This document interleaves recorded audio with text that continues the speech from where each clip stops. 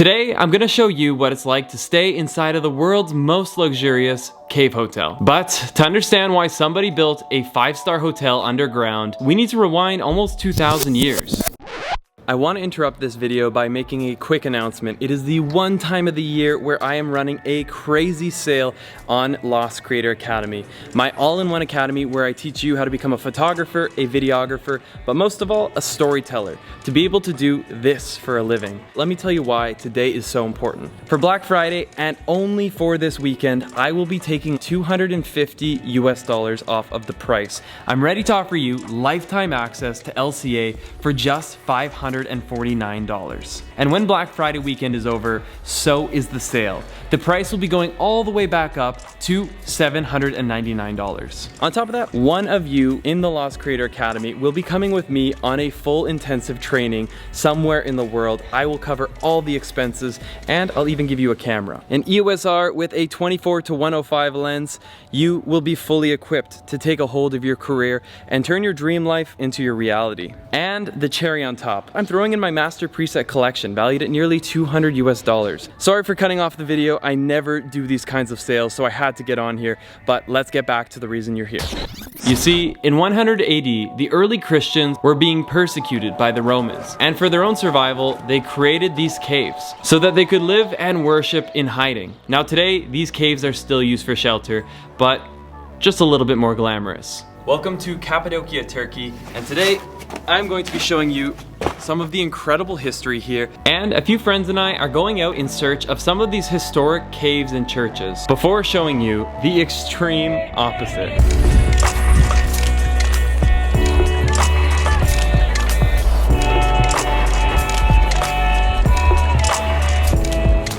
Now, I don't want to just tell you what it was like for the Cappadocians to be out here in the middle of the wilderness. I want to actually take you on that adventure. And so I have assembled the power team here. We've got Saul, we've got Ruby, we've got Tampan, we've got Nevzat, Mohammed, and Mohammed. We've been warned that this is going to be like a really difficult trip. We've got enough water just barely to make it. Woo! You won't be cheering when we get there.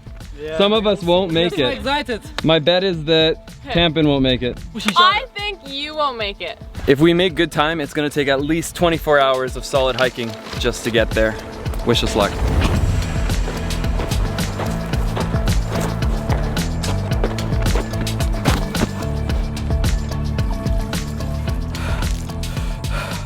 Guys, we made it. The promised land. Oh, hey, Tampan.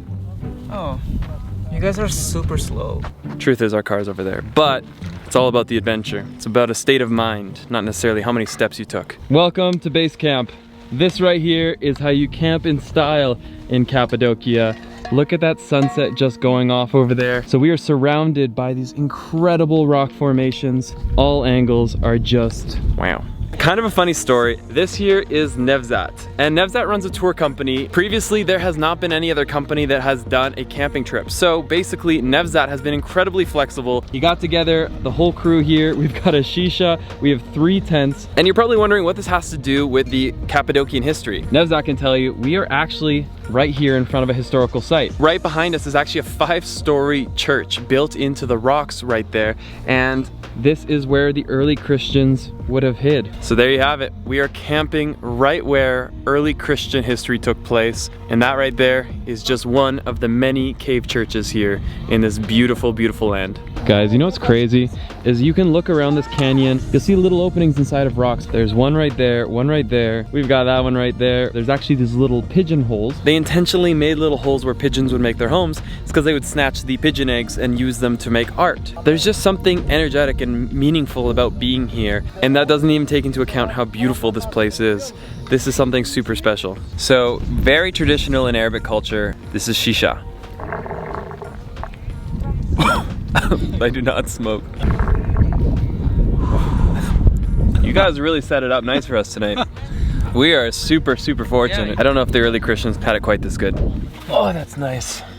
After a good 24-hour hike, nothing feels better than a glass of wine. Cheers! Cheers! Cheers. What's the name of it?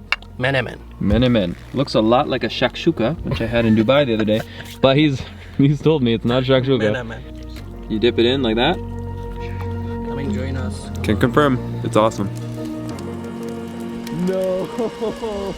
How crazy was that? Wow. I almost lost my camera, my phone. Was it in there? Yeah. Oh my god! It's in here. Yeah, my bag, my camera, my passport. That tent came rolling. It got picked up by the wind and it started to roll. And there was only one direction it could have blown and not gone off a cliff, and it blew that way. So we were so lucky. Good night, guys. Good night. Good night. Well, that was interesting. At one point last night I was convinced we were gonna get blown off into the canyon. There's a reason they canceled the hot air balloons this morning, which is actually the biggest shame of this all. Otherwise, they would be rising right there as we wake up. Still, super cool experience. If you've ever been camping, you'll probably be able to relate to this, at least when you don't have a blow-up mattress.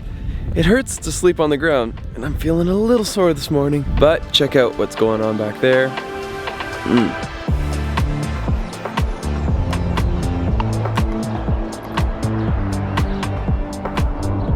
I find Cappadocia to be one of the most fascinating landscapes that I've ever seen. The reason it came to be to look so fairy tale-like, full of pillars and columns and what's known as fairy chimneys, it all started roughly 60 million years ago. A series of volcanic activity mixed with floodwaters to create a giant layer of what is known as tufa. And tufa is what I'm standing on.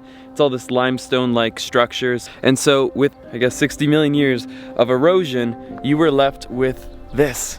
This is also what enabled the early Christians to be able to find refuge in these mountains. With a pickaxe or some very simple tools, they could start to tunnel their way, but most of them would not actually live in the mountains. Generally speaking, they would only come here for worship, for prayer. When they wanted to come out here and pray, they would have to do it in secrecy. And that's why many of them had their own churches built, but altogether in Cappadocia, there's said to be at least 1,000 or more of these churches that they found over the years. And now, we're packing up, and I'm going to be taking you to something that I thought only existed in movies. We're going to an underground village where over 1,000 people used to live inside of, and that is about a 45-minute drive away. So let's get going. Okay guys, everyone ready to go? That's an efficient pack right there.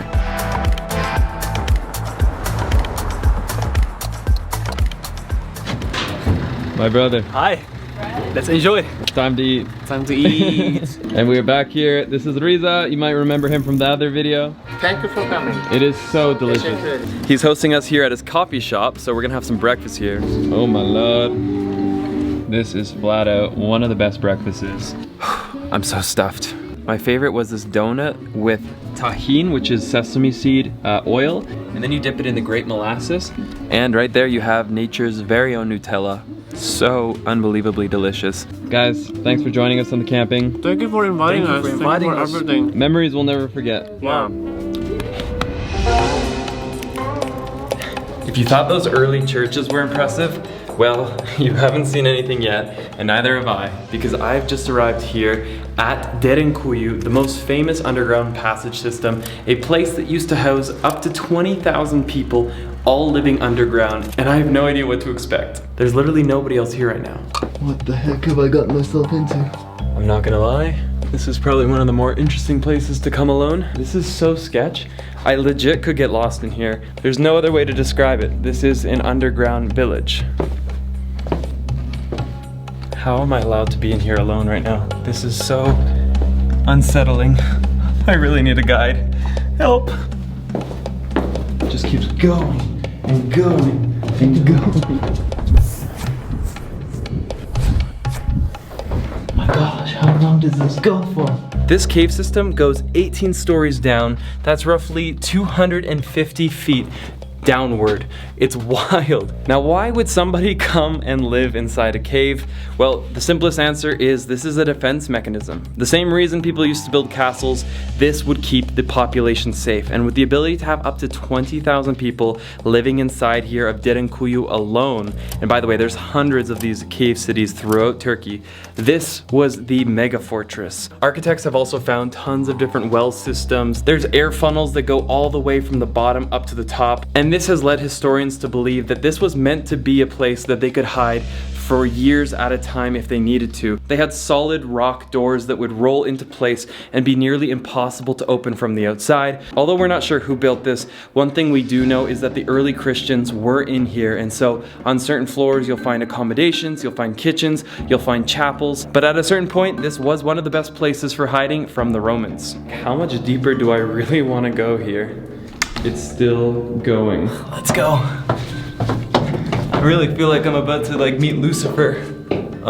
He's probably in there for sure. Hey, yo, what up, Christian? How you doing, bro? Well, that's enough for me. See you later.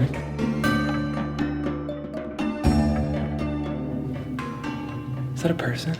I was like, what's standing at the end of the hallway? Just people. Whew. All right, keep moving. And this part right here is the church. That's the tip. These are the two sides of the cross. And this is the super long corridor making the base, or the main part, the main body of the cross. This place is nothing short of a marvel.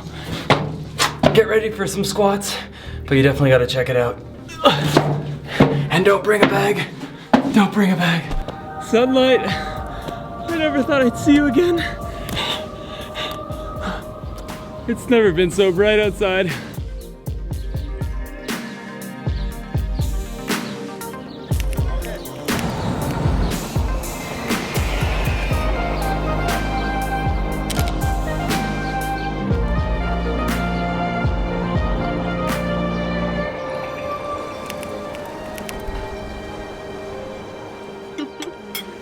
So, something tells me this wasn't exactly the same experience the early Christians had here when sleeping in a cave. I could be wrong, but this is the spread we have for this morning. A delicious breakfast here at the Museum Hotel. We were chasing sunrise all morning. It was such an amazing start. From shooting horses, hot air balloons, insane viewpoints. I could literally stay here a month and not capture every single beautiful spot there is to see. It's just endless. Really passive. Apple juice. Apple juice. Alright. Would it be possible to get some water? Some weird Turkish apple juice. And this here is the new way to experience the tunnel systems, the caves of Cappadocia. Just gonna make our way down the stairs here into what feels like a bit of a dungeon. I don't know if you're ready for what's on the other side of this door. Let's go. And just when you think you're down there, we got a few more stairs to go. So let's go into the depths of my man cave. Check this out. Now this is how you experience a cave. The most insane touches of luxury, but yet so well integrated with the environment. You've got like a 1,000-jet jacuzzi overlooking a crazy view of Cappadocia. I should mention, you could probably catch the hot air balloons from your bathtub in the morning if you decided to watch it here. I love the carpet, the decoration. As somebody that really loves experiencing different styles of rooms, I think this place has such an awesome organic luxury style to it. This is the master bedroom with, no joke, the comfiest bed I think I've ever slept on. And this is something that I love that they kept. I love that they left a bit of the original cave because it just really helps bring home the feeling of being inside a piece of history. There's talk that some of the earliest troglodytes here in Cappadocia could have been as early as 3000 BC. Whether this is a 3000 or a 400-year-old cave doesn't really matter. For me, it's just such a cool piece of history, and to be able to sleep right inside of it, it's amazing. And just as the early Christians had, you've got yourself an espresso. To be honest, I'm starting to think the Christians weren't hiding. Maybe they just really liked it in here. I know I'm not leaving. Now guys, I'm gonna be honest. I get the incredible opportunity to experience so many different hotels, and this is definitely one of a kind, from the room to the most delicious breakfast I've had. But there is one thing I have to mention, and that is, unfortunately, the service hasn't lived up to par with all of those other elements. And so that's just something I had to make a disclaimer of. I've really loved my stay because of things like this room, but yeah, I really hope they can get their service a little bit more up to par. It's just about time to check out of the hotel, but there's one last thing that I need to do. Well guys, you already know if you watched my previous video, I am in love with Cappadocia. It's one of the places that gets me excited about the history. It's one of the places that has so much to offer. If you're thinking about making this your next trip, then I recommend checking out that video in the link. And other than that, if you're new to this channel, hit that subscribe button. I've got so much more to come. And as always guys, let's get lost again in the next one.